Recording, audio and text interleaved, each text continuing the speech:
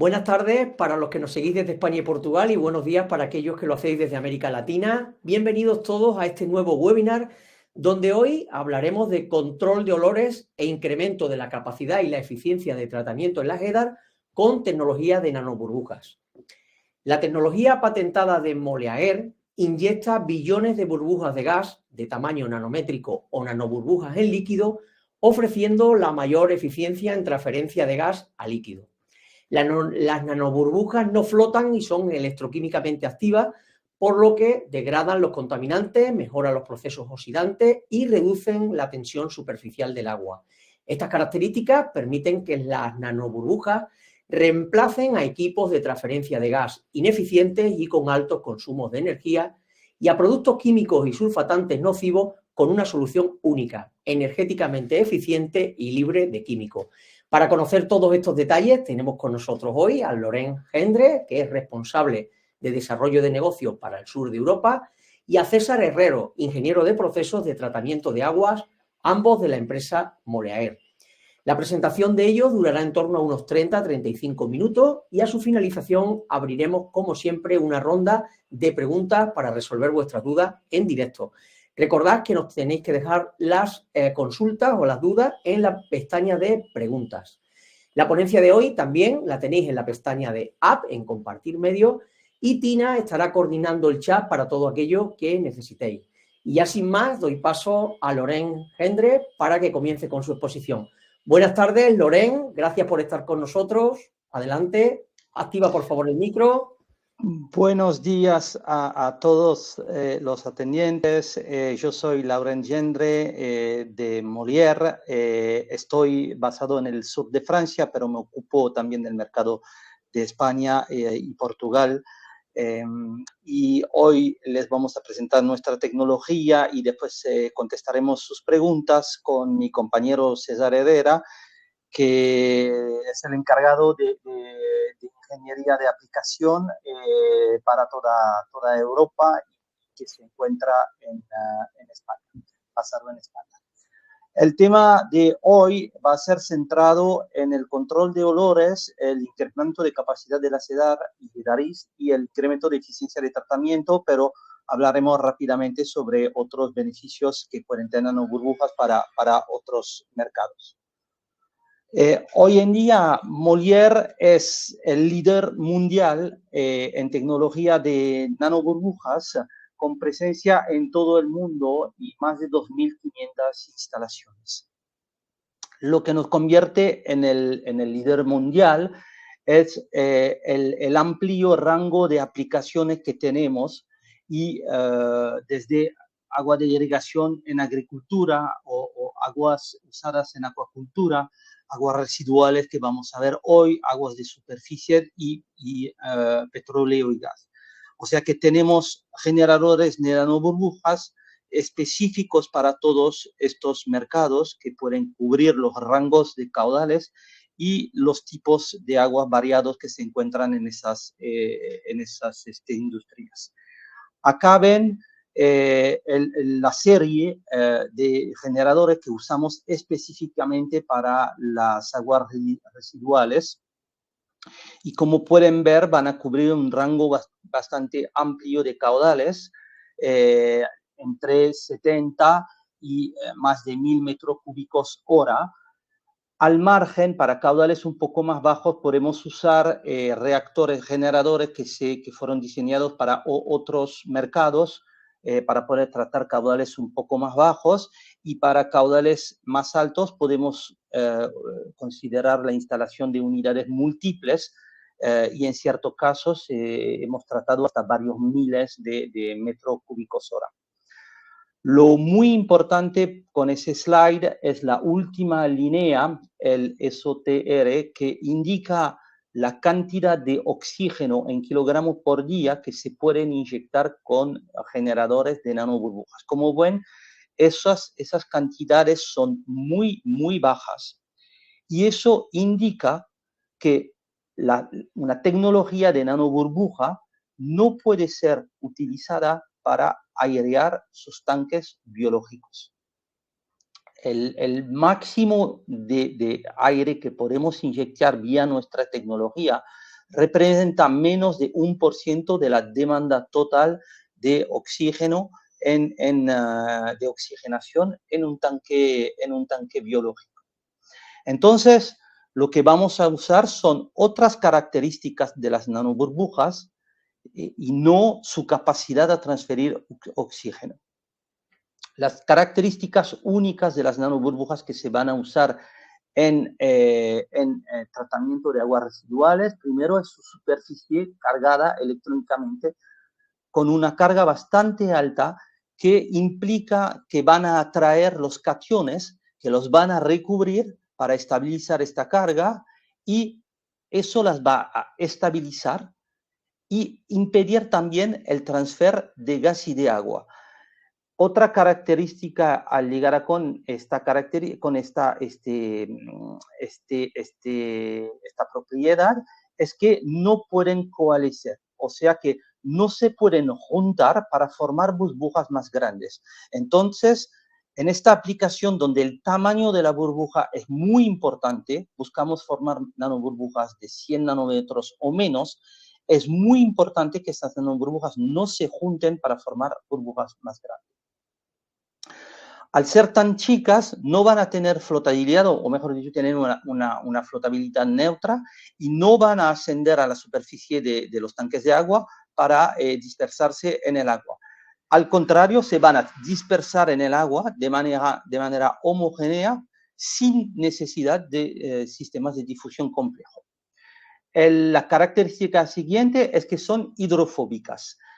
Al ser hidrofóbicas con fuerzas de Van der Waals muy grandes, van a atraer todos los otros compuestos hidrofóbicos que son presentes en sus aguas, como los tensioactivos y las grasas. Y esto le va a dar capacidad de tratamiento químico. Y la última propiedad es que tienen una presión interna muy elevada, que eso no es característica de Molière, pero sino de cualquier nanoburbuja de este tamaño. Por la física de las nanoburbujas, a estas dimensiones tenemos una presión interna de alrededor de 28 bares. O sea que tienen una presión interna muy alta que va a liberar localmente mucha energía cuando son desestabilizadas y colapsan. Las nanoburbujas acabamos de ver que son muy estables, o sea que van a tener una vida muy larga y van a tener impactos potencialmente sobre todos los procesos de sus edades. Entonces, el mejor lugar de inyección va a ser siempre lo antes posible. Por cuestiones de diseño interno de nuestros generadores, necesitamos un desbaste previo a nuestra tecnología, pero enseguida después de un desbaste siempre va a ser el mejor punto. Idealmente en el canal o antes del canal de desarenación desengrasado o en un tanque, por ejemplo, en una hilar industrial, en un tanque de homogeneización. Si no se puede, puede ser también justo antes del clarificador primario, pero nunca más adelante en el proceso porque se limitarían muchos los beneficios. Otra posibilidad de instalación es una instalación directamente dentro de la línea de fangos para generar el mismo tipo de beneficios que vamos a ver en los clarificadores y tratamientos biológicos, pero en las líneas de fango, o sea, en la parte de especiamiento de fangos o en las digestiones anaerobias. Este slide no habla para nada de la tecnología nuestra, pero es muy probablemente el más importante de toda nuestra presentación. Al momento de considerar un proyecto para la implementación de nanoburbujas en sus instalaciones, lo primero que tienen que hacer es contestar esta pregunta. ¿Cuáles son mis problemas reales? Yo tomo, por ejemplo, el caso de malos olores. Malos olores hay casi en todas las edades. La cuestión de los malos olores es si son una molestia para los vecinos, que implican quejas, por ejemplo, o si son un riesgo por la concentración en sulfídrico para los trabajadores o que generan una molestia demasiado grande para los trabajadores. Si no experimentan esto, malos olores no son un problema real. Lo mismo con los altos OPEX. Se habla mucho de energía, pero por más que la energía, el precio de la energía haya subido y que tengan la impresión que gastan mucho en energía, si su consumo energético para los aireadores no representan más de unos cientos de euros mensuales, hay poco que se puede hacer para mejorar este punto. La calidad final del efluente. Si tienen una calidad final que es conforme con lo que necesitan, obviamente siempre se puede mejorar, pero no es un problema, no es un problema real. Lo que yo les propongo es que hasta el final de la presentación vayan pensando en lo que son sus problemas actuales y nos manden vía el chat lo que piensan de esto y cuáles podrían ser los problemas que les interesaría que sean resueltos en sus edades. Y al final de la presentación contestaremos a las preguntas más recurrentes. Y en todo caso, si no tenemos tiempo de contestar a todo el mundo, mandaremos respuestas después en los próximos días. ¿Cómo actúan las nanoburbujas en aguas residuales tomando en cuenta sus propiedades? Lo primero que va a pasar con las nanoburbujas es que en el mismo volumen, en el mismo espacio que tomaría una burbuja de 1 milímetro, van a entrar miles y miles de nanoburbujas. Entonces, la superficie de contacto con un volumen de aire muy chico, la superficie de contacto y de presencia de oxígeno, de posible transfer de oxígeno, por ejemplo, a sulfitoreductoras, va a ser muy importante. Y encima, estas nanoburbujas tienen la capacidad a desparramarse por todos los rincones de sus estaciones, naturalmente, sin sistema de difusión complejos. Entonces, eso hace que va a impedir la generación de sulfídrico y de septicidad en todas las edades, después obviamente del punto de inyección. Y eso va a ayudar a controlar los olores y las condiciones de septicidad sin necesidad de usar de producto químico. La segunda actuación destacada que vamos a tener es que al tener la capacidad, al presentar tal superficie de contacto alta y tener la capacidad de atraer por hidrofobia los compuestos tipo tensioactivos, van a romper las emulsiones que todas las edades hoy en día tienen entre gotas de aceite, los surfactantes químicos que usa la gente y las industrias y las burbujas de aire. Al hacer esto, van a permitir que se separen mucho más fácilmente las grasas, que se sedimenten mucho mejor en el primario y que los tensioactivos no tienen efectos nocivos sobre el transfer de oxígeno y la toxicidad en los lodos. Y finalmente, la última actuación que tenemos es que al explotar, al colapsar, las nanoburbujas van a liberar mucha energía, la energía de su presión interna, y todos esos compuestos que fueron atraídos previamente van a quedar fraccionados y les va a cambiar las propiedades. O sea que las propiedades, por ejemplo, de toxicidad en los lodos, en los tensioactivos, va a desaparecer. Si ahora vamos a hablar de qué beneficios reales eso genera. Lo primero, lo vimos, es bastante sencillo, es que potencialmente hay un control de los olores y de las condiciones de septicidad total sin uso de producto químico. La instalación que ven en el medio, que está en Dinamarca, en Stavenholt, es un caso típico. El año anterior a la instalación de las nanoburbujas, consumían cloruro férico para controlar sus olores, el consumo lo tienen en gris, y obviamente durante los periodos de calor de verano se incrementaba mucho el consumo de cloruro férico. A pesar de esto, recibían a una frecuencia muy alta quejas por los vecinos, quejas por malos olores de parte de los vecinos.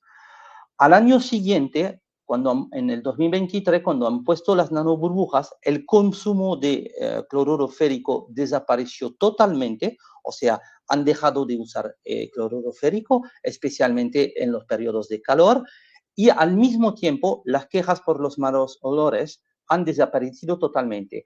Lo que ven acá es una instalación temporaria que se hizo para hacer una prueba, pero ya no existe más esta instalación. Hoy en día tienen una instalación permanente con un generador de nanoburbuja que inyecta las nanoburbujas en el canal de abastamiento al primario. Obviamente, acá en la parte de izquierda, esa es una instalación muy importante, en cuestión tamaño, una de las más importantes que tenemos, y se ve fácilmente el cambio de condiciones de septicidad y obviamente de olores entre el canal de sedimentación a la izquierda, que no tiene nanoburbujas, y el mismo canal a la derecha, donde inyectamos nanoburbujas. Acá ven, a la derecha ven los efectos también en lagunas, y se ve que también en lagunas mejoran las condiciones de septicidad, y por el testimonio de la industria, del industrial, el mejoramiento de las condiciones con respecto a olores. Una segunda ventaja casi inmediata es la mayor separación de grasas, que sea inyectando las nanoburbujas en un canal de desarenación, que en este caso anteriormente no se podían separar grasas. Del día que se puso las nanoburbujas empezaron a sacar kilos de grasas, o en industria, antes de un DAF, como lo ven en la parte derecha, donde en este caso preciso, que es en Irlanda, el industrial tenía interés en sacar más grasas en sus DAF, en su primer DAF, que no tiene inyección de productos químicos, porque esas grasas sin químicos las usan en un proceso de cogeneración. Entonces tienen valor. Hoy en día, con las nanoburbujas, han incrementado de 30% la extracción de grasas para llevarlo a un porcentaje de 95%. O sea que 95% de las grasas que tienen en sus aguas, y es un proceso que tiene mucha grasa porque es un proceso de producción de bacon freído para las cadenas de comida rápidas. 95% de las grasas contenidas en sus efluentes están extraídas sin inyección de producto químico en su primer DAF. Los beneficios siguientes van a estar más relacionados con la capacidad a romper los tensioactivos. Los tensioactivos son los productos que se encuentran en los detergentes, en los desinfectantes, y que tienen obviamente una toxicidad y un impacto importante sobre el funcionamiento de las ciudades. Son muy complicados de medir y es muy raro que tengamos esta oportunidad de verificar el impacto directo de las nanoburbujas. Esta es la única instalación de todas las que tenemos en todo el mundo, es la única instalación donde se pudo medir. Y lo que se midió es que de todas las clases de tensioactivos que sean cuaternarios de amonio, compuestos de cuaternarios de amonio, tensioactivos no iónicos, aniónicos, se superó del 50% la reducción de esos contaminantes. Y eso va a implicar mejoramiento de eficiencia en todos los pasos. Por ejemplo, la sedimentación en el primario se va a incrementar, en este caso de 10%, a veces puede ser más, según la calidad de agua. Se va a incrementar la transferencia, se va a mejorar la transferencia de oxígeno vía el incremento de factor alfa, que hace que se va a reducir naturalmente el consumo energético. Ese caso es un caso un poco extremo, es la mayor reducción que se observó, que llegó a 40%. Algunas veces, cuando hay menos tensioactivos, puede ser menos importante, pero siempre vemos una reducción significativa de consumo en aireación. Y lo que se ve mejorado sistemáticamente también es la calidad del efluente final. Todos los parámetros, que sea el nitrógeno total, el amonio, las concentraciones en COD, BOD o fósforo, todos los parámetros del efluente final se ven mejorados. Este beneficio, si es innecesario, se puede trabajar, y César está acá para ayudarlos en esto, se puede trabajar sobre los parámetros de operación de la planta para transformarlos en mayor eficiencia de transferencia de oxígeno, o sea, una reducción adicional del coste de aireación y un menor consumo de productos químicos tipo coagulante floculantes. Ahora ya hemos hemos revisado un poco todos los beneficios de las nanoburbujas. Vamos a tomar un poco de tiempo para hablar del tema muy específico de los tensioactivos. Los tensioactivos, ya se lo dije, son productos químicos que fueron diseñados para captar grasas, desinfectar, limpiar superficies que sean las manos, por ejemplo, cuando se usa un jabón, o una superficie de una herramienta productiva en la industria. El más común de todos los tensioactivos es el lauryl sulfato sódico, LS, pero hay muchos otros, como por ejemplo los compuestos de amonio cuaternarios o los cloruros de benzalconio. ¿Cómo están formados? Todos van a tener una cabeza hidrofílica, o sea que se va a disolver en el agua, y una cola hidrofóbica que va a captar todos los elementos hidrofóbicos, por ejemplo, las gotas de grasa. Entonces, esta cola va a penetrar la gota de grasa y la cabeza va a mantener la grasa en solución, formando emulsiones estables, como lo vemos, lo vemos acá. Y es su razón de ser. Para eso las usamos. Es esta característica que hace que cuando se lavan las manos, la mano quedan libres de aceite. Lo mismo para las superficies en las industrias. Obviamente, su impacto en una edad va a variar en función de su concentración. En casos de concentraciones extremas, como una de las fotos que les mostramos, se pueden formar hasta coágulos de grasa y lodos superficiales muy importantes. Obviamente, llegando a este nivel, la transferencia de oxígeno por el aire está nula, no hay más transferencia, y en todo caso va a implicar muchas inhibiciones en movimiento, en sedimentación de sólidos en suspensión y en transfer de oxígeno. Cuando no hay tensioactivos en un agua, lo que sí se va a encontrar siempre son grasas que en este caso van a estar libres de flotar y que si no las remueven, por ejemplo, en un canal de desengrasación, afectarían el transfer de oxígeno desde la superficie. El caso más común, obviamente, es tener un nivel de tensioactivos no tan crítico, pero que va a mantener emulsiones estables de tensioactivo y grasas dentro del agua, que va a impactar significativamente la separación de grasas en el pretratamiento, la sedimentación de sólidos en el primario, la transferencia de oxígeno desde la superficie, pero también la transferencia de oxígeno por aireación en los sopladores o en las parrillas.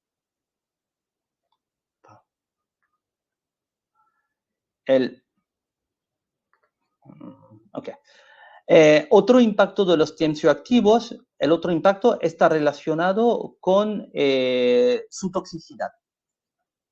Eso es únicamente un ejemplo, 1,5 miligramos de cloruro de benzalconio, que no es mucho, inhibiría totalmente la capacidad de nitrificación de lodos no aclimatados. Otro caso que pudiéramos haber puesto es que alrededor de 10-15 miligramos por litro de LLS reduce de 50% la capacidad de transferencia de oxígeno desde cualquier sistema de aireación.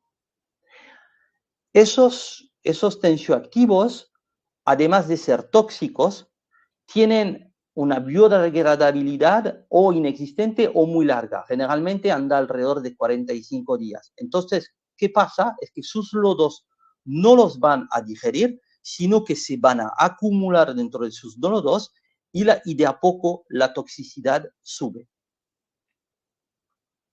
Y obviamente, se van a acumular en los lodos, no los van a encontrar en el residuo final o van a encontrar muy pocas cantidades en el efluente final, pero cuando tienen un digestor y que mandan sus lodos al digestor, los van a mandar con un nivel de toxicidad bastante alta que va a inhibir los procesos de metanización.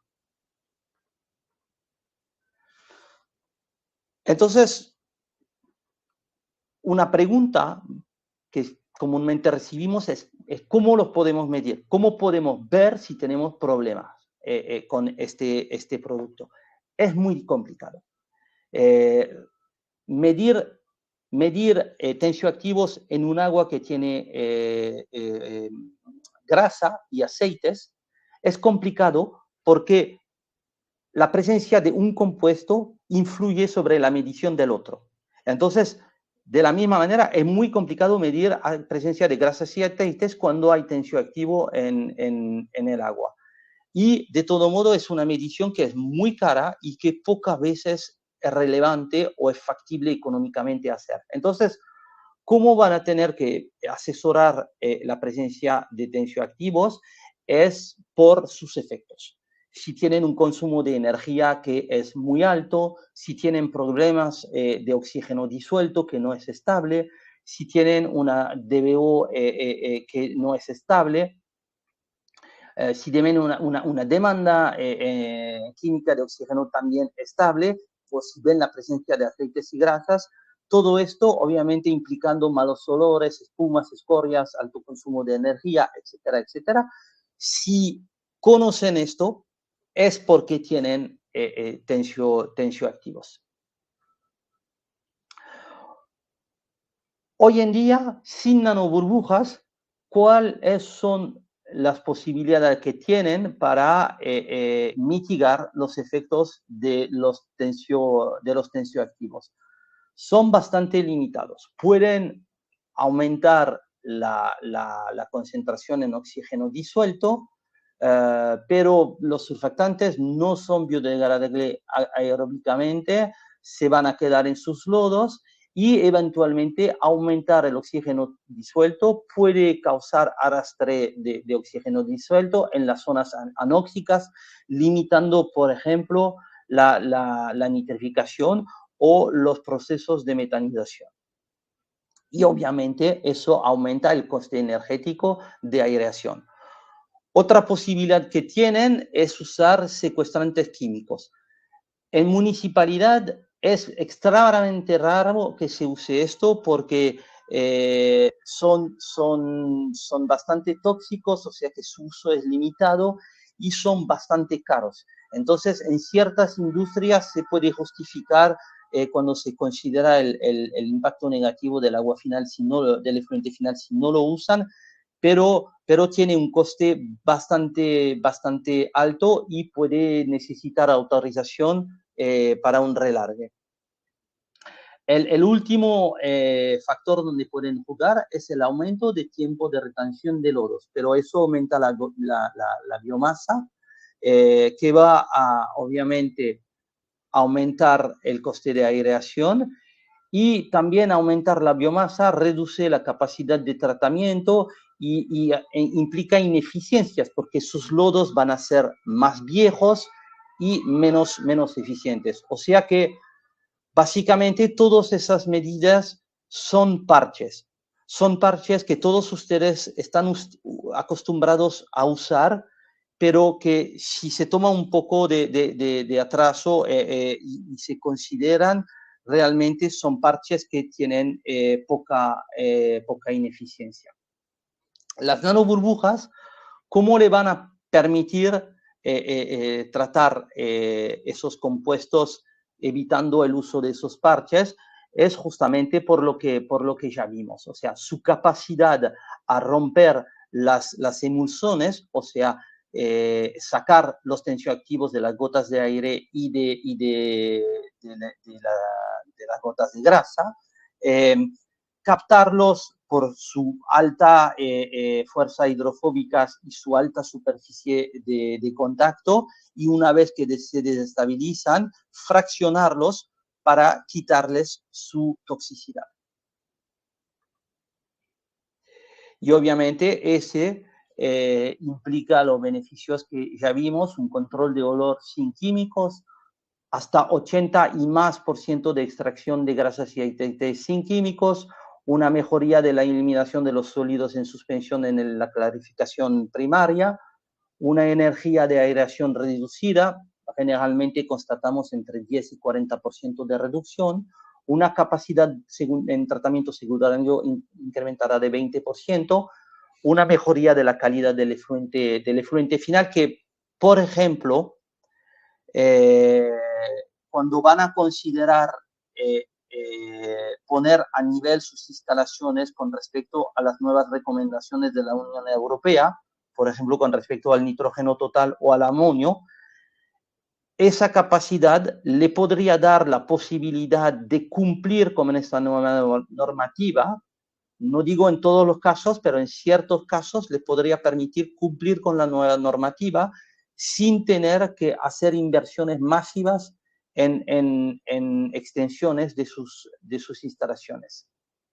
Y obviamente en digestión anaerobia va a tener un impacto sobre la cantidad de metano que podemos producir vía la concentración en metano en el biogás final, pero también en el aumento de metano, de volumen, perdón, en el aumento de volumen de biogás producido. Y otro impacto que no está mencionado acá es sobre la calidad misma del biogás, con una reducción de compuestos como el sulfídrico en el gas metano. Acá tienen algunas instalaciones nuestras que les da una imagen del rango de caudales que podemos manejar de manera económicamente sostenible. Acá en Stavanger, donde se controló principalmente olores, pero donde se vio un aumento de sedimentación de 15%, una reducción casi total del uso de férico y una mejor calidad del biogás, estábamos en 108 metros cúbicos hora. Esta instalación en Estados Unidos, que fue de la que le hablé, con una reducción de energía de aireación que llegó al 43%, y otros parámetros como la demanda de cloro, la capacidad de tratamiento, un incremento de la capacidad de tratamiento de 20% y una eliminación de sólidos en primario de 10%, estábamos en 662 metros cúbicos por hora. Una palabra sobre esta instalación. Esta instalación, los resultados son extremos porque estamos hablando de una zona en Estados Unidos donde la conservación del agua llegó a un punto máximo, y entonces obviamente las concentraciones en químicos y en grasas en las aguas residuales es también bastante extrema. Y acá tienen un caso en Dinamarca de 3.000 metros cúbicos hora, donde tratar un solo canal, o sea, inyectar nanoburbujas en uno de los canales de sedimentación de los 8 que tiene esta planta, les permitió ganar 15% de capacidad de tratamiento en toda la planta, lo que les permitió cortar, o sea, o vaciar cada línea una por una para hacer reformas y mantenimiento. Y obviamente lo que pueden ver visualmente, la reducción de escorias en los clarificadores primarios. Gracias por su atención. Yo creo que va a ser tiempo para las preguntas. No he podido fijarme de las preguntas que nos han mandado. Así que, bueno, José, te doy la mano para que nos pases las preguntas más recurrentes. Muchas gracias, Loren. Te agradezco la exposición. Ha sido muy, muy interesante como nos has presentado esta tecnología de nanoburbujas. Te agradezco también la brevedad porque están entrando muchas preguntas. Por tanto, si te parece, vamos a ella y tanto tú como César, cualquiera de los dos, las vais contestando. Las dos primeras, aunque las había contestado ya César, pero las voy a comentar en público para que todos las escuchen. Carlos Castaño preguntaba que qué aplicación tienen las burbujas en el tratamiento de agua potable. No sé si tú, César, tendrías que activar el micrófono. César, por favor. Ahora. Sí, gracias por la introducción, José Miguel. Efectivamente, en aguas potables, directamente en la planta de tratamiento como tal, no se han probado burbujas, aplicar nanoburbujas. Sin embargo, uno de los problemas que tienen muchas plantas de tratamiento de agua potable tiene que ver con la calidad del agua cruda, ¿vale? Presencia de algas, sistemas eutrofizados. Allí es donde las nanoburbujas sí que pueden representar una ganancia, porque la presencia de algas suele inferir olor y color al agua o tener que gastar muchos químicos para potabilizarla. Entonces, ya es una aplicación no como tratamiento de aguas residuales, sino lo que nosotros llamamos tratamiento de aguas superficiales. Es mejorar la calidad del agua cruda antes de ser potabilizada. Perfecto, gracias César. David Parra nos preguntaba a qué presión se debe bombear el agua hacia el sistema de generación de nanoburbujas y a qué presión se debe suministrar el aire comprimido. Correcto. Para la generación de nanoburbujas con la tecnología de Molière no se requiere que el agua tenga presión. Lo que es importante para nosotros, y hacemos mucho énfasis cuando estamos mirando algún proyecto, es que el flujo que va a pasar de agua a través del generador de nanoburbuja tiene que estar dentro del rango que el equipo permite o que el equipo requiere para poder producir nanoburbujas. Entonces, la presión de agua no es un factor que nosotros impongamos o que se amerite. Y la presión de aire, normalmente con 1 o 2 bares por encima de la presión que tengamos en el líquido es suficiente. Perfecto. Una pregunta que nos hacía Carlos Castaño también, ¿qué efecto tiene aplicar ozono en cambio del aire? Pero yo creo que esta pregunta no procede, ¿verdad? No hemos hablado de ozono en ningún momento. Con lo cual... Sí, a ver, lo que les podría adelantar a los que les interese la aplicación con ozono, sí que se ha hecho y se ha trabajado en aplicaciones con ozono. En aguas residuales podría funcionar como un tratamiento terciario. En los países en los que esto sea una posibilidad, se ha usado ozono precisamente en algunas aplicaciones para mejorar calidad de agua naturales o calidad de aguas superficiales. Entonces, el equipo permite introducir aire, oxígeno o ozono con algunas variantes. Siempre se mira el proyecto antes y se hace un equipo que esté adaptado para esa aplicación, pero hay que mirar para qué es la aplicación. Estupendo. Pero sí es posible. Esta pregunta creo que es para Loren, que lo comentó antes. ¿Por qué no se usa la tecnología para transferir oxígeno? Nos pregunta Antonio Alejandro. Loren. Es que se puede usar para transferir oxígeno en otro tipo de agua. Por ejemplo, en agricultura vamos a configurar los parámetros de operación de los generadores para que formen nanoburbujas un poco más grandes. Y entre el tamaño de esas nanoburbujas un poco más grandes y la menor presencia de cationes, de contaminantes en el agua, esas van a transferir mucho oxígeno. En agua residual, de todo modo, hoy en día la tecnología no es capaz de dar la cantidad necesaria de oxígeno. Necesitaríamos reactores enormes que costarían fortunas para poder dar esto.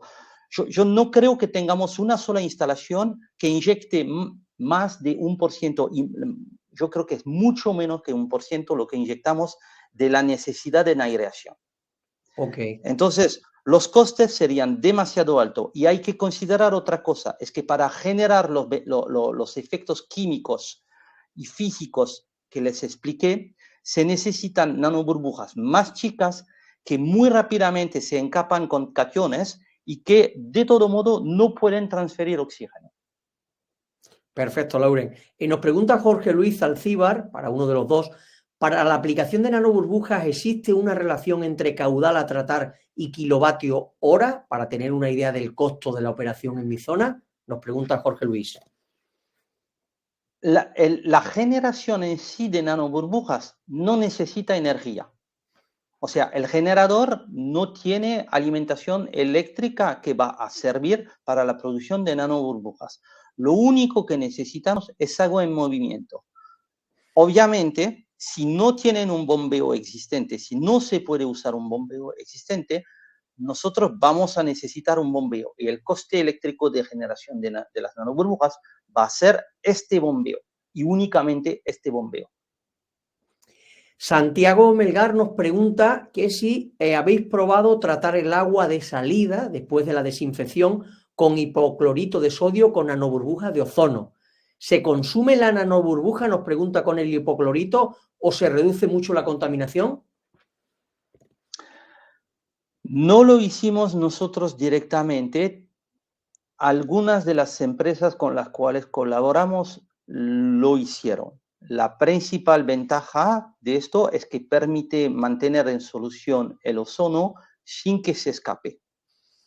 Porque por las mismas razones que con nanoburbujas de aire, o sea, la falta de flotabilidad o la flotabilidad nula y la carga eléctrica alta que hace que no pueden coalescer, no va a desaparecer, no se van a perder, no se va a perder gas.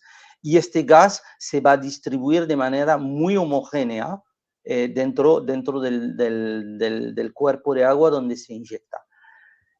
Pero esos proyectos no trabajamos directamente sobre esto y en Europa de momento creo que no estamos listos porque hay el control del ozono, del escape del ozono, tiene que ser bastante importante y bueno, César, creo que tenés algo para agregar, pero Eso. estamos en desarrollo. Perfecto. Diría yo. No, bueno, eso era solo lo que quería agregar, que sí que se está trabajando ya tenemos conversaciones con plantas, con empresas encargadas de generadores de ozono, con lo que esperamos hacer la integración para Europa, pero es verdad que en este momento no está desarrollada todavía en Europa, se ha aplicado sobre todo en Estados Unidos. Perfecto. Bueno, pues vamos con otra pregunta, nos la hace Henry Sentis, que nos dice, flotación, dice, ¿se ha aplicado alguna vez en flotación de agua o de fangos biológicos en lugar de decantación primaria o espesado gavimétrico respectivamente? Lo que es la tecnología, si se ha usado a nivel de flotación. César, supongo que acá puedes hablar de las pruebas que se están haciendo. Sí, a ver, en líneas generales, nosotros sí que se ha aplicado antes de flotación. Básicamente, lo que se ve es una mejoría también en la flotación. Una de las cosas que tienen que considerar es que al romper las emulsiones, que es el efecto que tiene la nanoburbuja, y además tiene cierto efecto sobre la tensión superficial del agua, permite que lo que nosotros queramos y lo que tenga la naturaleza a flotar flote más fácil porque tiene menos interferencia para ascender, y lo que quiere sedimentar pues sedimenta más fácil porque tiene menos interferencia para bajar. Claro. Se ha aplicado en varias oportunidades delante de flotadores y ha funcionado. Hay un desarrollo aparte que es una aplicación un poco distinta sobre los flotadores, que todavía no se ha comercializado porque se está haciendo digamos, la parte de ingeniería, de diseñarlo correctamente, pero se quiere usar la tecnología de Molière para generar el agua blanca o la lechada, según como se llama en cada país, que es la que permite flotar, ¿cierto? Esa está en desarrollo y la ventaja que traería sería un ahorro energético importante porque normalmente la generación de agua blanca para los flotadores o para los DAF requiere muchísima energía. Este lograría el mismo efecto o mejor con un consumo energético mucho más bajo, pero está en desarrollo también. Perfecto, pues vamos con otra pregunta, César. Jesús Suárez nos dice que cómo lograr las nanoburbujas, qué sistema debo instalar. Dice, tengo un sistema de tratamiento terciario con aireación por discos microperforados. ¿Con eso estaría bien para lograr el proyecto? A ver, si ¿Querés que entiendo bien conteste o...? ¿Querés que conteste? No. Vale, adelante. Bueno, La generación de nanoburbujas en realidad es totalmente independiente del sistema de aireación y no se va a combinar al sistema de aireación. Es un tratamiento anterior que va a permitir optimizar cualquier sistema de aireación, incluso una agitación de superficie. Todo sistema de aireación que venga después se va a ver, su eficiencia se va a ver incrementada. Y mejorada. Por la desemulsión y por la fraccionación, el fraccionamiento de los tensioactivos. Perfecto, pues aclarado queda. Pero algo importante en esta pregunta es que probablemente están considerando hacerlo en el mismo tanque y eso sería un error. Cada vez que lo hicimos no funciona porque necesitamos algo de tiempo de contacto para que se pueda producir la desemulsión. Claro, tiempo de retención, ¿no? Carlos Alberto nos dice que si se ha experimentado la eficacia en el tratamiento de aguas crudas superficiales con crecimiento de algas. Sí, que era un poco lo que comentaba antes. Efectivamente, tenemos una línea Loran y yo trabajamos sobre todo en la línea de tratamiento de aguas residuales domésticas e industriales, pero tenemos una línea de negocio o toda una línea de negocio y toda una estructura encargada de tratamiento de aguas superficiales, tanto con nanoburbujas de aire, de aire, de oxígeno o de ozono, dependiendo de los cálculos que se requieran y lo mal que esté la fuente de agua, ¿no? Voy rápido porque hay muchas preguntas, siguen entrando muchas preguntas. Santiago Melgar nos dice que al inyectar nanoburbujas en grasas es con o sin recirculación del agua.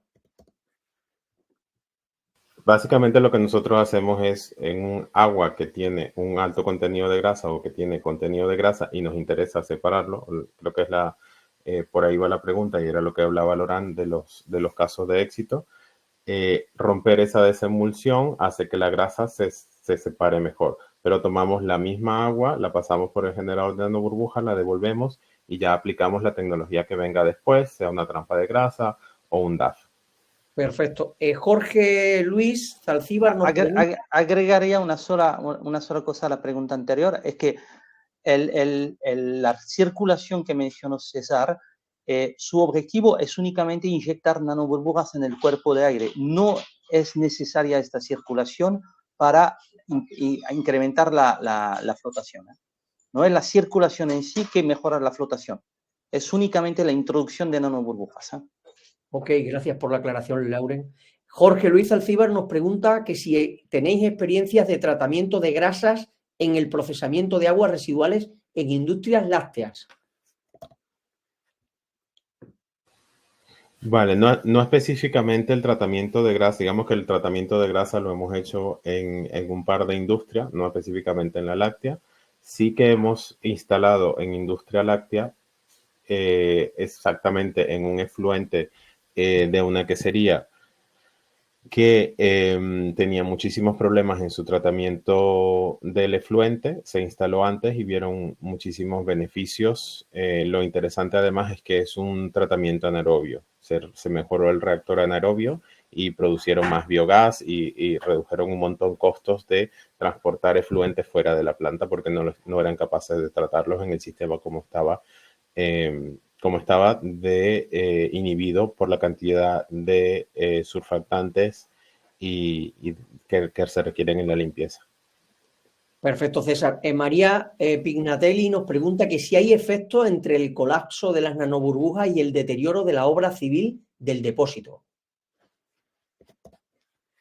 Imagino que la pregunta viene por la nanoburbujas. Hay unas tecnologías que usan la cavitación para la formación de las nanoburbujas y efectivamente cuando las burbujas de cavitación explotan pueden generar el deterioro. La nanoburbuja que genera la tecnología de Molière no se basa en cavitación. Entonces no tenemos registrado que genere ningún efecto. Sí. Enrique Sentín nos dice que cómo se inyectarían las nanoburbujas en un desarenador desengrasador convencional provisto de difusores de burbuja gruesa con soplante y que se quisiera mejorar. Es decir, ellos querrían mejorar un desengrasador desarenador convencional, ¿cómo lo podrían hacer con vuestra tecnología, con esta tecnología? Lo más sencillo sería colocar una bomba que tomase agua de algún canal abierto antes o después y hiciéramos una recirculación, asegurándonos que el agua que se ha cargado de nanoburbujas se introduzca en la entrada del desarenador desengrasador, y la idea sería desemulsionar las grasas para que recuperes más grasas en el decantador, en ese desarenador desengrasador. Eso obviamente disminuye la carga orgánica y la carga que va a recibir el tratamiento secundario posterior, y podría generar unas arenas más limpias también. Una pregunta muy interesante, ¿sí, Lauren? Únicamente otro impacto también es que puede permitir en ciertos casos reducir la cantidad de canales necesarios y eventualmente la inyección de aire en esos canales. O sea que trabajamos en varios proyectos donde había un proyecto de inyección de aire y donde se evalúa el impacto de las nanoburbujas para ver si sigue vigente la necesidad de inyectar aire o no. Y eso depende obviamente de la amplitud del problema. Pero sí hay un impacto también, como en los biológicos, hay un impacto sobre la necesidad de aireación cuando se pone nanoburbujas en un canal de desarenación, desengrasación. Perfecto, voy con una pregunta muy interesante de María que dice, ¿se ha probado la aplicación de nanoburbujas en bombeos previos a la EDAR o a la depuradora para la reducción de olores en los propios colectores?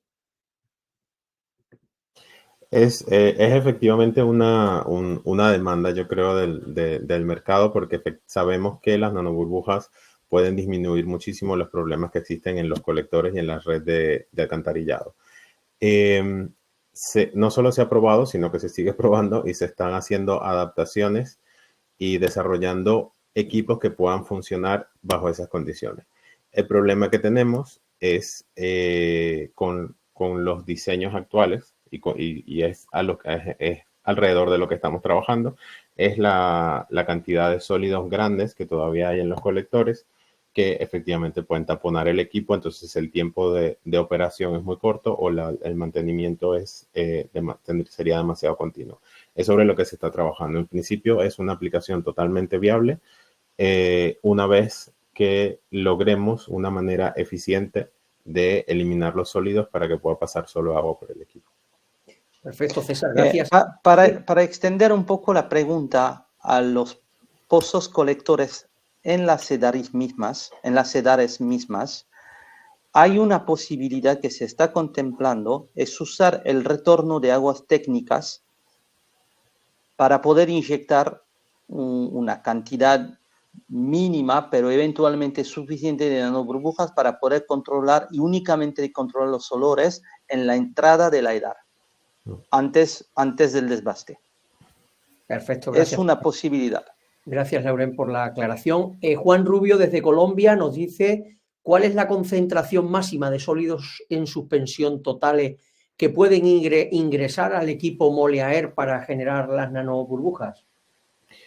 Sí, con respecto a los sólidos, es un poco difícil de definir, ¿no? Yo creo que si son sólidos orgánicos suaves, no tenemos realmente no es para nosotros una preocupación o una limitante. Nosotros trabajamos con aguas, en industria, por ejemplo, trabajamos con las aguas crudas, tal cual entran y tienen contenidos de sólidos altos y CO2 o demandas químicas muy altas, y pasan a través del equipo, se generan nanoburbujas y se logran los efectos. El problema está en aguas residuales, sobre todo en aguas residuales domésticas, donde podemos tener fibras como telas, toallitas. Ese tipo de sólidos son los que realmente nosotros buscamos eliminar. Por eso normalmente hablamos de, en una aplicación de tratamiento de aguas residuales domésticas, instalar después del tamiz de fino o del desbaste. Claro. Miguel Ángel Martínez nos dice, entonces la aplicación de esta tecnología se lleva a cabo en los tanques desarenadores, desengrasadores de los pretratamientos de la EDAR, ¿y los beneficios se obtienen en las fases posteriores? Nos pregunta él. Sí, correcto. Con relación a eso, efectivamente, nosotros queremos instalar lo antes posible en el tratamiento, después de desbaste por lo que acabamos de comentar acerca de los sólidos, porque eso nos permite ir sumando beneficios que al final se generan, dependiendo del requerimiento que tenga el cliente, o un tratamiento más eficiente, es decir, bajar la contaminación del efluente, o tener esta misma carga porque ya la tenemos controlada, pero ahorrando costos de químicos o de electricidad.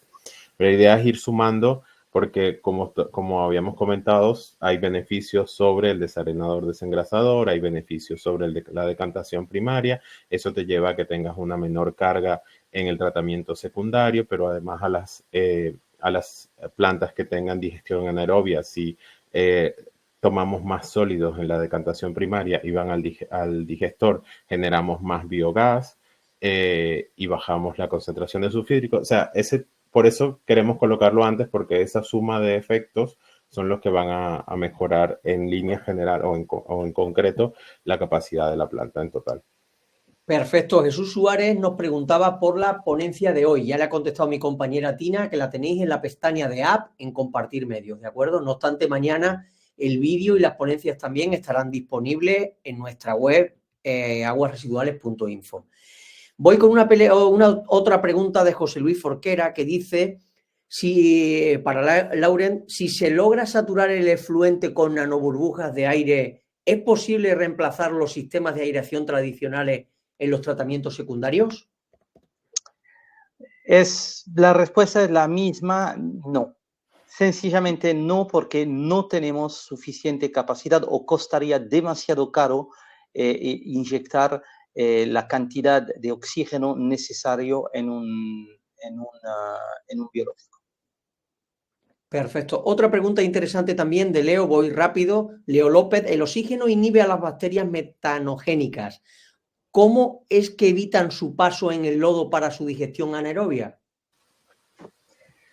Es que las nanoburbujas las podemos poner dentro de un digestor anaerobio porque la cantidad, por la misma razón que en la pregunta anterior, es que la cantidad de oxígeno disponible es tan chica que no puede afectar el nivel de oxígeno disuelto dentro del agua y la capacidad de metanización. Lo único que pueden hacer con respecto al oxígeno es ser una fuente directamente accesible para las sulfitoreductoras para que no produzcan sulfídrico. Entonces, al bajar la toxicidad de los tensioactivos sobre los lodos, van a mejorar la metanogenización. Sí. Y al mismo tiempo van a permitir que la calidad del gas sea mejor porque se produce menos sulfídrico por un tipo de bacteria muy específico. Perfecto, pues aclarado queda también, Lauren. Joaquín Enríquez nos dice, desde el punto de vista cuantitativo, ¿cuánto requerimos de nanoburbujas en masa para remover tensoactivos también en masa para removerlos? ¿Y cuál es la eficiencia en términos de concentración presente en el afluente? No sé si supongo que se refiere a la concentración en tensioactivos en el efluente final. Efectivamente. Hay dos maneras de mirar a esta pregunta, porque en realidad en una EDAR hay dos efluentes. Está el agua en sí, el efluente agua, que este va de todo modo, queda casi libre de tensioactivos, o por lo menos muy difícil de medir en concentraciones tan bajas que no se pueden medir más. Pero ya es ya el caso en muchos sitios que tengan o no nanoburbujas. A donde sí se va a ver una diferencia importante es en el lodo, porque como vimos, los tensioactivos se concentran principalmente en los lodos. Y lo que vimos en el sitio donde le mostré que habíamos hecho mediciones de tensioactivos es que en el primario, entre la entrada y la salida, se reduce por el efecto directo de las nanoburbujas la concentración de tensioactivos de un poco más de la mitad, pero cuando hicieron la misma medición en los lodos, habían desaparecido totalmente los tensioactivos en los lodos. O sea, quiere decir que el 50% restante se había tornado suficientemente biodegradable para que el lodo lo digiere y no lo acumule más. Ok. Aclarado entonces. José Luis nos pregunta también, Lauren, ¿para los químicos inhibidores se podría utilizar enzimas específicas junto a las nanoburbujas? ¿Sí, César? Sí, lo que tenemos algunas pruebas yo he podido ver resultados hechos por clientes que han usado la tecnología de Molière en combinación con algunos otros tratamientos. Se ha conseguido aumentar la capacidad o el efecto de estos tipos de enzimas o de bioaumentación incluso. Hay una simbiosis importante en la que nosotros no hemos participado directamente, pero se ha demostrado que sí puede ser una simbiosis que permita aumentar la eficiencia de esos tratamientos. Perfecto. Voy a hacer dos preguntas rápidas, prácticamente juntas. Una nos la hace Juan García, que nos dice que si tenéis aplicaciones de plantas en tratamiento de agua residual en América Latina. Y también nos pregunta por aquí Víctor Merendi que si tenéis referencias en España y con qué resultado. O sea, en América Latina y en España nos preguntan.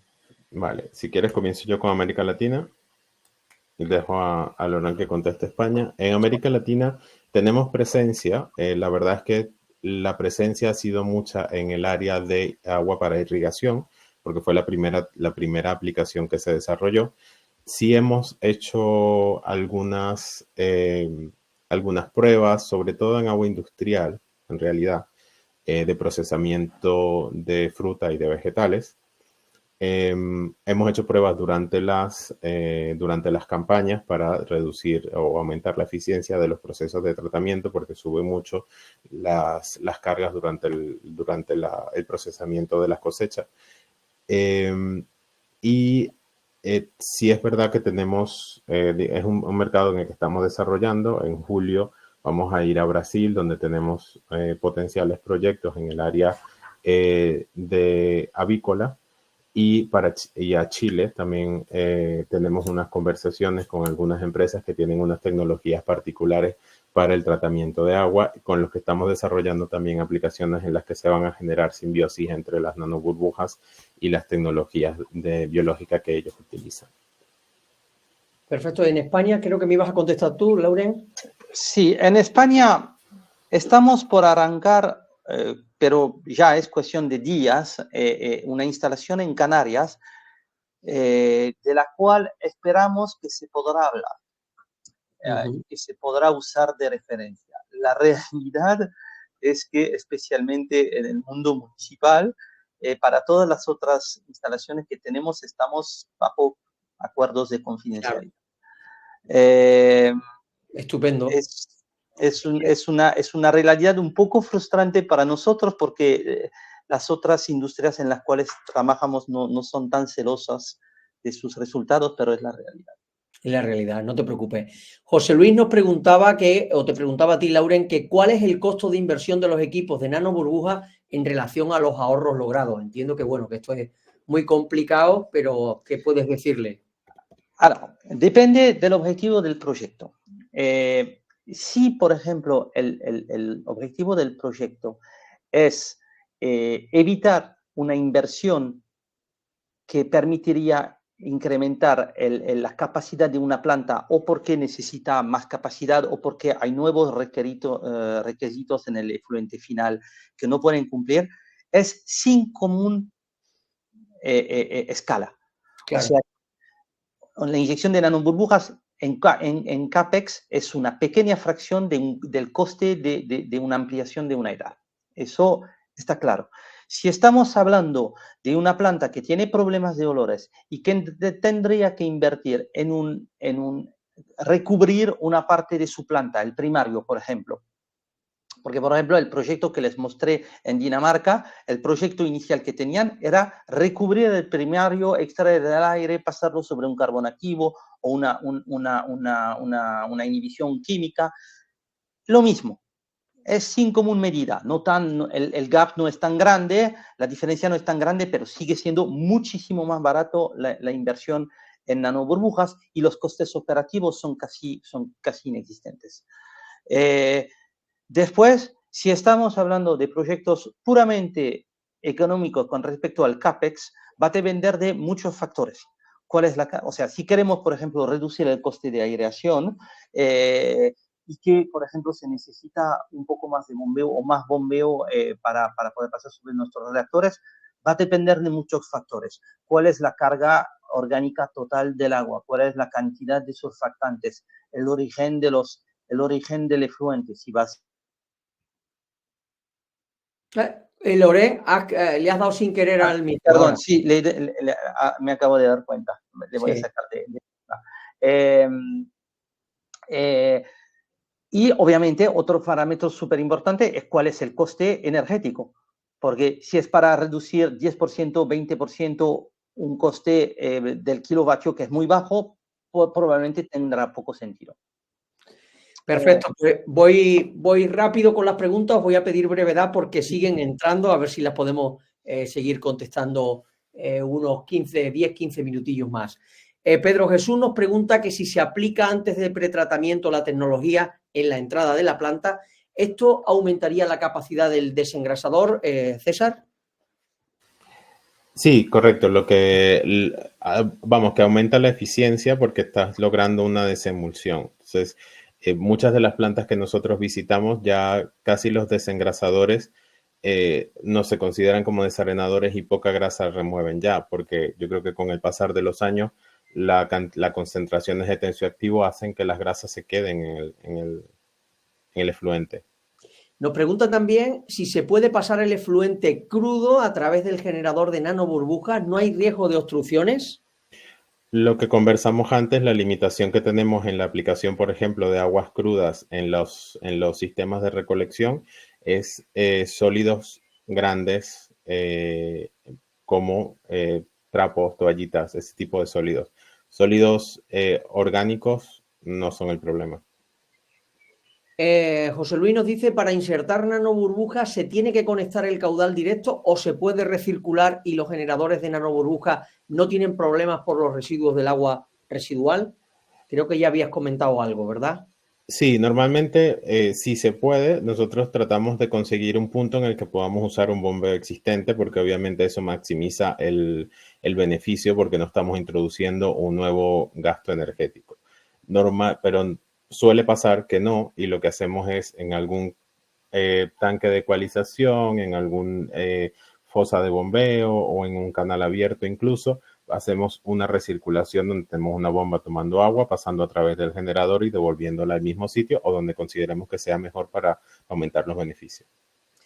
Pedro nos pregunta qué tamaño de instalación de nanoburbujas es necesaria para eliminar olores, aumentar el rendimiento del desengrasado y mejorar la decantación primaria, disminuyendo la energía de la aireación de los fangos activos para una planta de aproximadamente 600.000 habitantes equivalentes. Es decir, ¿cómo sería de grande el equipo? Los equipos, la ventaja que tienen es que nosotros podemos escalar casi cualquier caudal de planta importante colocando equipos en serie y manteniendo el mismo bombeo y haciéndolo pasar por varios equipos. Realmente de lo que depende mucho es de la carga orgánica, más que del caudal.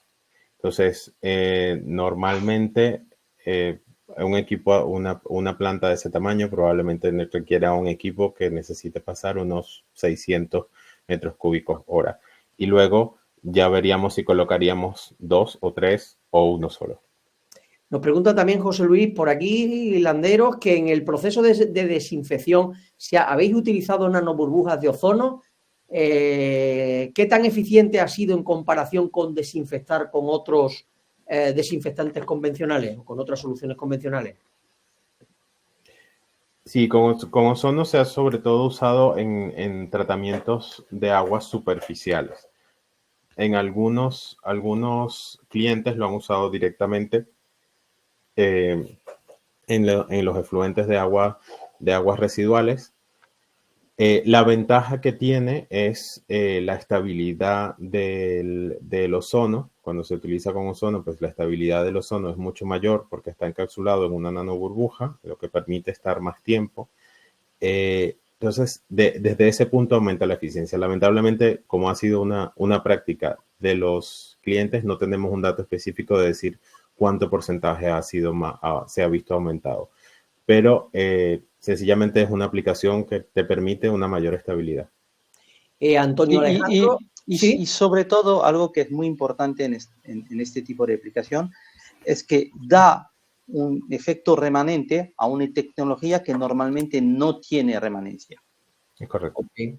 La eficiencia del ozono es la eficiencia del ozono y la nanoburbuja no la cambia, lo que sí le da remanencia.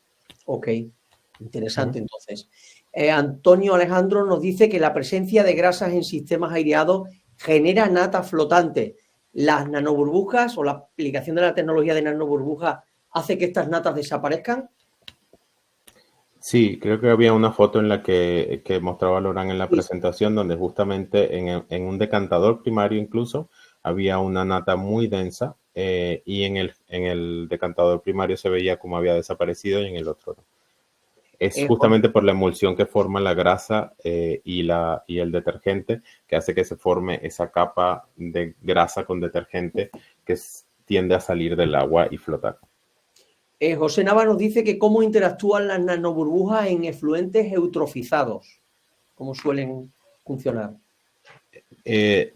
Hay distintas maneras de verlo y depende un poco de, digamos que esa línea la lleva nuestra área de agua superficial, pero tiene varias posibilidades. Una es, si la usemos con ozono, es aumentar con oxígeno, es aumentar la concentración de oxígeno en el cuerpo de agua y básicamente incentivar los procesos aerobios, permitiendo que haya una mayor biodiversidad y se corrija un poco el tema de la predominancia de solo algas en el cuerpo de agua.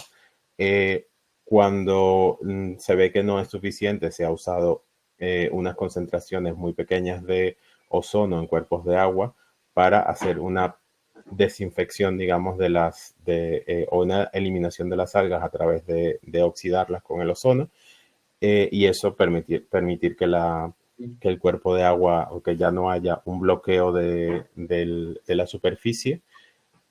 O se han hecho cuando son cuerpos de agua muy grandes que resulta económicamente difícil aplicar ozono o oxígeno, pues se ha hecho con aire, solo que suelen tardar más tiempo en recuperarse. Carlos Castaño nos pregunta si hay alguna relación de eliminación de turbidez con adición de nanoburbujas, si se elimina esa turbidez. Depende del origen de la turbidez. Normalmente lo que nosotros vemos en procesos de decantación o de flotación, que son los procesos que normalmente usamos para eliminar turbidez, es que esos se ven beneficiados. En el caso, por ejemplo, de efluentes de tratamiento de aguas residuales, donde tenemos un secundario que a lo mejor el lodo no está sedimentando bien o no es un floc demasiado compacto, ese lodo se ha visto muy mejorado. La sedimentabilidad de los lodos secundarios se ve bastante mejorada a través del efecto de las nanoburbujas. Juan Orellana nos dice, sí, Loren. Sí, una palabra rápida. Hay algo que no hemos tocado, pues que no es que sea marginal, pero en muchos casos es menos importante, es que vía la inyección de iones metálicos, férricos principalmente, pero de aluminio también, se puede generar un proceso de oxidación, tipo oxidación avanzada, con las nanoburbujas, que eso puede tener un impacto también sobre la calidad del agua con respecto a materias disueltas y no en suspensión. Perfecto, pero gracias. Eso es algo que hay que ver caso por caso y hacer pruebas caso por caso. Perfecto. Nos pregunta Juan Orellana que si es necesario un tiempo de residencia largo en el tanque de nanoburbuja para lograr una separación de grasas eficiente. César, tienes que activar el micro, por favor. Perdón.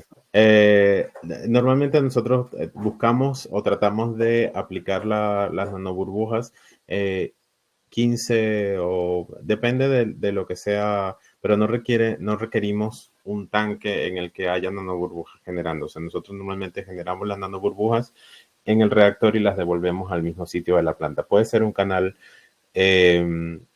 abierto, por ejemplo, si la bomba lo permite, y no se requieren tiempos largos. Nosotros estimamos que con 15 minutos, estar 15 minutos antes del siguiente proceso suele ser suficiente. Y más que nada, el tiempo de contacto es necesario para los procesos biológicos. Los procesos físicos no necesitan tiempo de contacto, ¿eh? Perfecto.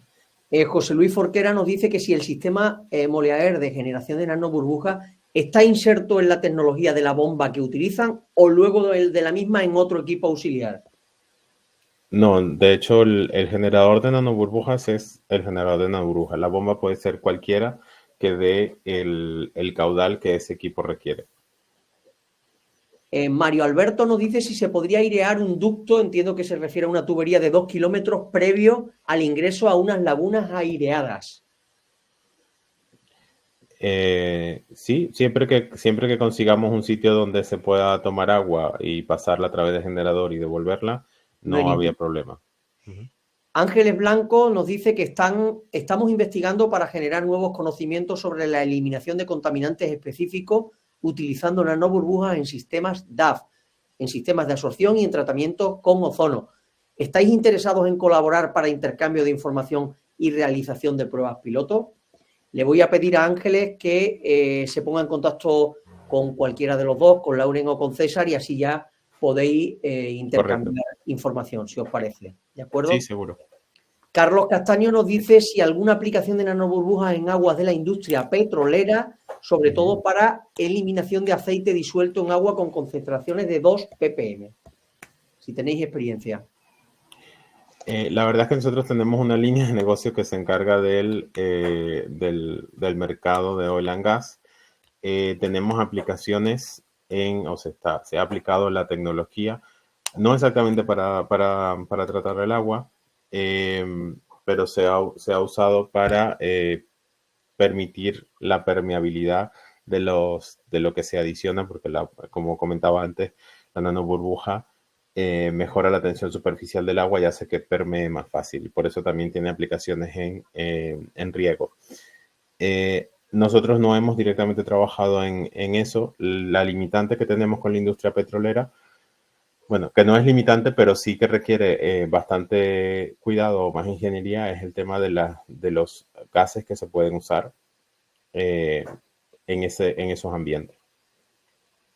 Perfecto, César. Voy a seleccionar ya algo importante en esta pregunta es el hecho de que las grasas y estas grasas, esos aceites se están manteniendo en solución. Y también hay que considerar por cuál razón se mantienen disueltos. Si es por el impacto de tensioactivos, sí podemos hacer algo. Si es por otra razón, hay que ver. Es posible que no. Perfecto. Como decía, voy a seleccionar ya llevamos bastante tiempo y os tenemos bastante cansados. Voy a seleccionar unas cuantas rápidas, las contestamos y veo que se nos van a quedar preguntas que después os las vamos a pasar mañana para que le podáis responder uno a uno, porque siguen entrando preguntas. Ha sido todo un éxito la presentación de hoy. José Luis nos preguntaba, representantes en Argentina, que si tenéis. Tenemos algunos negocios en Argentina, pero nuestra base está en Chile. Sería También cuestión de Perú. verlo. César, me preguntan también, Jorge, por aquí, que si tenéis en Perú. No, en Latinoamérica es un mercado que estamos abriendo poco a poco. Sí tenemos representación en México y en Chile, presencia de personal de Molière. Nosotros vamos a ir dentro de poco a Brasil y a Chile para abrir también el área de tratamiento de aguas residuales. Siempre nos pueden enviar consultas, preguntas, a ver cómo lo podemos gestionar, porque bueno, sí que hemos hecho cosas, pero el problema es ese, que nos gusta acompañar a los clientes en los proyectos y a veces si no tenemos el personal que pueda atenderlos, pues nos resulta complicado cubrir todo el mercado. Una solución, entre tanto, tenemos varias empresas con las cuales colaboramos en España que tienen actividad en Latinoamérica y que pueden desarrollar proyectos en Latinoamérica. En Cuba, nos estaban preguntando también por aquí, Jesús Suárez, que si teníais representantes en Cuba, con lo cual yo creo que ya le hemos dado una visión. Bueno, pues ya voy con la última pregunta que me parece muy interesante. El resto, como os decía, las responderemos ya por privado. Nos la hacía Miguel Aramayo. ¿Existe alguna dificultad para utilizar la tecnología de nanoburbuja a niveles superiores a los 3.000 metros de altura? Entiendo que nos lo pregunta pues desde Bolivia o desde algún país con altura, o México, etcétera. ¿Existe alguna dificultad para su uso? No, a ver, para el tratamiento de aguas residuales y lo que nosotros hacemos dentro de aguas residuales, de nuevo nosotros queremos es generar nanoburbujas y sus efectos físicos y químicos y biológicos en el agua residual. Si ya la aplicación es más de transferencia de masa, pues se calcula en función de las condiciones que haya, ¿no? Pero en principio no vemos ninguna limitación. Lauren, antes de que vayamos cerrando, ¿quieres comentar algún tema? No, aparte de darles las gracias a todos ustedes por la calidad de sus preguntas que muestran el nivel de atención que han puesto y bueno, y creo que vamos a considerar hacer un informe final que eventualmente condensaría todas las preguntas y Perfecto. que pues, podría comunicar a todos los oyentes. Me parece buena solución porque, como os decía, pocas veces nos vemos rebasados, pero en el día de hoy sí que nos hemos visto rebasados por las preguntas y si no estaríamos aquí toda la tarde. Así que os lo agradezco mucho. Bueno, pues yo para despedirme os quiero dar las gracias de nuevo también a todos los asistentes de hoy, a los que lo habéis visto en directo, de España, Portugal y América Latina. Han sido más de 450 los que se han registrado. Darle las gracias también a aquellos que lo veréis en las próximas horas en diferido. Más o menos el 50% lo veis siempre en directo, el 50% en diferido. Bueno, pues gracias en ambos casos. Por supuesto, agradecerle a Lauren y a César su excelente exposición y el haber respondido a todas las preguntas y, como no, a su empresa Mole Air, que ha sido la patrocinadora del evento de hoy. Espero que haya sido una tarde de interés para todos y, como siempre, pues nos vemos pronto en otra webinar y mientras tanto nos tenéis a diario con toda la actualidad del sector en aguasresiduales.info. Así que gracias de nuevo, César, gracias, Lauren, y un saludo a todos, hasta la próxima. Muchas gracias, un saludo. Bueno.